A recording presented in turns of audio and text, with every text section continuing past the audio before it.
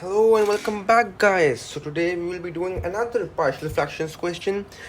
If you haven't watched the previous video of my partial fraction questions, go and watch that before, because this one is a slight difference, like the version 2 of how partial fraction questions come out to be. Okay, so what do we see? We see a whole square in the denominator. That is what makes the difference. We can first of all separate it into different factors, in distinct factors: 2x minus 1, 2x minus 1. Okay, so but that isn't important over here. The thing which is important is that we need to build our concept. The concept is that, for example, if we have something like 4 over x and then we have 5 over x square, what do we do when we take LCM? We don't multiply both with each other. We don't do that. We can see that there is a common denominator over here. We have x over here and x over here. Here it is x square, so we will multiply another x over here. So we would do times x, and what would happen is 4x plus 5, we have a plus in between, my bad. Okay, and then we have an x square in the denominator. Okay, so that is how it's done. We don't multiply it like we do other partial fractions question when we don't have a common denominator. For example, we do those questions by 4x squared plus 5x over, there's an ant running on my computer. Okay, now it's gone. Okay, 4x squared plus 5x over x cubed, it would be, yeah, into x cubed. Then you'll have to take a common x, and then you'll end up getting the same answer, but that's complicated. What else you do? You just take an LCM, and LCM is the lowest common multiple, which is x squared. In this case, you can just multiply this by x and leave this as it is, right? So in the case when we have to split these two into other form, into partial fractions form, what do we do? This is very simple. We write it in a and b form first of all. Then in the denominator, one of it will have 2x minus 1 and the other will have 2x minus 1 whole squared. Okay, just as in that case, 4 over x plus 5 over x square. Then we have this, and over here we have this, 1 power 1 in the denominator, power 2 in the denominator. Okay, so that is how it's done. Okay, next step is same. We have to destroy the denominator. Okay, 6x plus 5 is equal to a into, what is this L doing over here? Anyways, a into 2x minus 1 plus b into 2x minus 1, no, b would cancel out the denominator. Okay, so over here the denominator would cancel out, and in the numerator what we will have is 2x plus 1 in the a term, because there is only one 2x minus 1 over here. Okay, so what do we do now for a? Let's just no, for first of all we'll have to solve for b. Okay, let me try solving for a, then you will understand why we have to solve for b. Okay, if we solve for a, what do? We do 2x minus 1, which is this fraction. Okay, this denominator, that would be equal to 0, so x would be equal to 1 over 2. Okay, now let's put x equals 1 over 2 over here. If we put x equals 1 over 2 into this thing, we get 0. Okay, so it would be 6x plus 5 equals b, but we were solving for a initially, so this is not right? Not right, wow.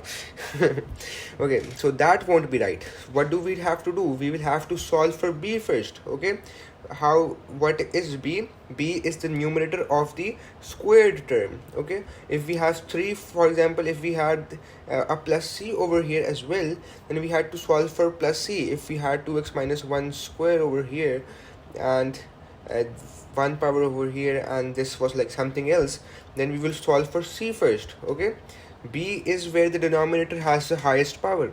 Okay, now but here b has, in the denominator, has the highest power, 2x minus 1 whole squared, the power of 2. Okay, now what do? We have to first solve for b. Okay, how do we solve for b? We follow the same drill. 2x minus 1 equals 0, x equals 1 over 2. 6 into 1 over 2 plus 5 is equal to b, this thing.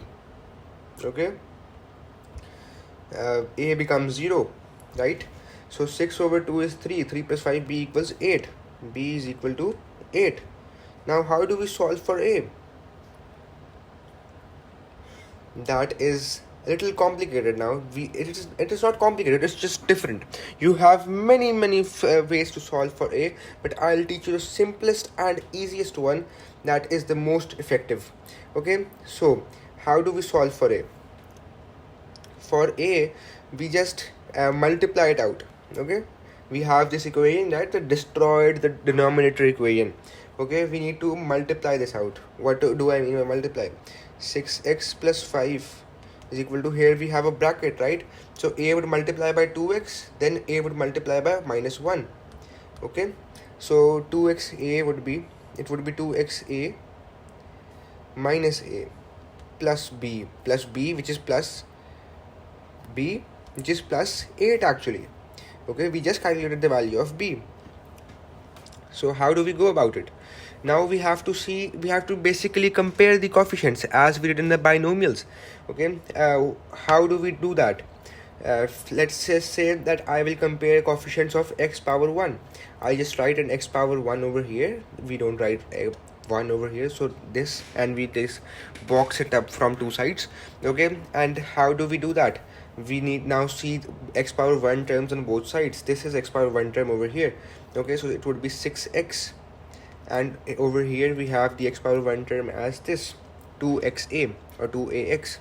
Okay, 2ax, x would be cancelled out. 6 over 2 is equal to a equals to 3. This is simple way to solve a. You can counter check this by taking x power 0 term. Okay, what do I mean by x power 0 term? The constant term.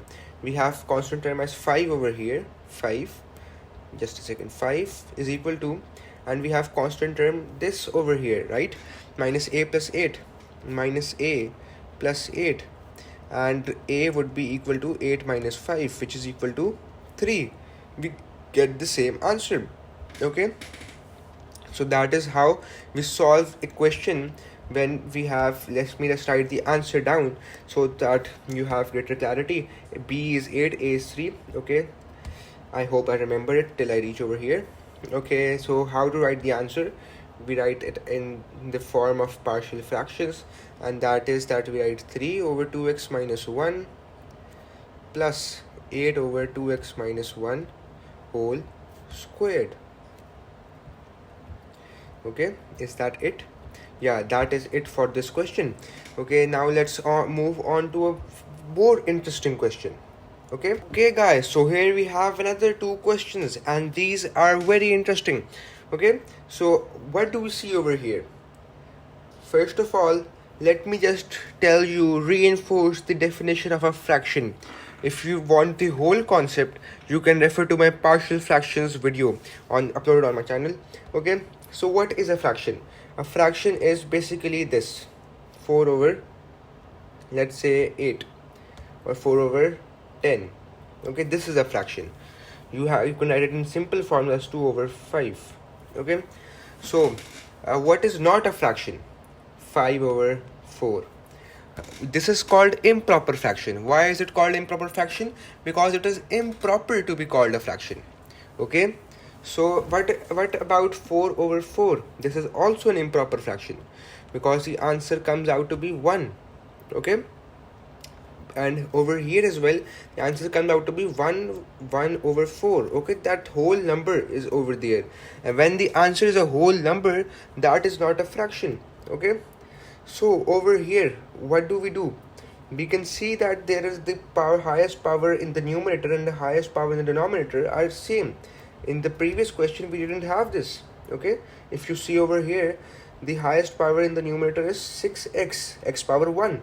Okay, and in the denominator it was 2x square, because when we open it up it would become 4x square, right? Sorry, I have written 2x square. It would be 4x square, okay? And in the numerator it would be 6x, okay? So x in the numerator and x square in the denominator, right? So that is why that would be a proper fraction. But in this case, when the fraction is improper, what do we do? The same we do if we have 5 over 4. What we do is 4 outside, 5 inside, then we do long division. 1 comes over here, 4, 1 comes over here, then we have point and all blah blah blah, okay? So but in this case we won't go into decimal places, we will take a remainder, okay? In this case also we take remainder. In short division, if you have learned in earlier classes, we take 1, we have 4, we take 1 remainder, okay? And that is why this 1 comes as a whole number, okay? That is 1 plus 1 over 4, okay? Which we write as 1 whole 1 over 4, okay? This is actually a plus in between, which we don't write, but in algebraic form it is important to write a plus. So that is why it is essential that we have strong concepts, okay? So now that we have this equation, let's just try the question, okay? 29 first. We take x square plus x minus 6 outside, and inside we take 3x square plus 9x minus 20, okay? What do we do now? We divide 3x square by x square, so x square cancel out with x square, and what are we left with? 3, right? So it would be 3 over here. Then we multiply this 3 with this entire thing now, and what do we get? We get 3x square plus 3x, then we have 3 times minus 6, that is minus 18, okay? Now that we have this, we change the signs, okay? This is plus, it will become negative. This is plus, this will become negative. This is negative, this will become positive, okay? 3 minus 3 would become 0, this term will cancel out. 9 minus 3 would become 6x, and minus 20 plus 18 would be minus 2, okay? Now we can't divide this because we don't have this x square. If we had x square over here, we would have still been able to divide it, okay? So what do we do now? We write it as x square, this 3x square. So basically 3x square plus 9x minus 20 over x square plus x minus 6 is basically equal to 3 wholes.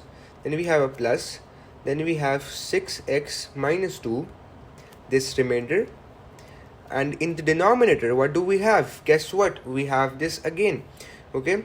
So just as similar is the case with 5 over 4, just as we saw, okay? So it would be x square plus x minus 6, okay? Now we follow the same process.